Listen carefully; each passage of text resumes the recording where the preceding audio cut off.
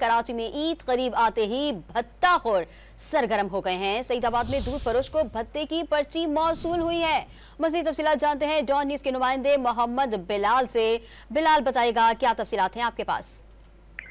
जी बिल्कुल, देखिए सईदाबाद में दूध फरोश साबिर कसूरी को धमकी में पर्ची मौसूल हुई है। 5 तारीख को 5 लाख रुपए भत्ता मांगा गया है, जबकि भत्ताखोर कबाड़ी मार्केट पर दुकान पर पर्ची फेंककर फरार हुए हैं। दूध फरोश की जानिब से रेंजर्स और पुलिस को इत्तला दे दी गई है। तहरीर जो पर्ची पर लिखी है उसमें ये लिखा है कि 5 तारीख को 5 पेटी चाहिए, वरना इसी 5 को इतवार होगी और जिंदगी या मौत आपके हाथ में।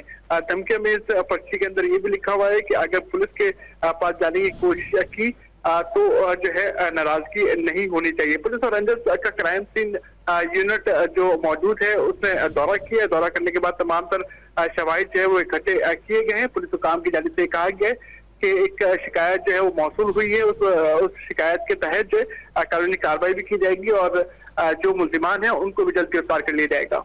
मोहम्मद बिलाल हमें तफसीलात से आगाह कर रहे थे। बिलाल, आपका शुक्रिया।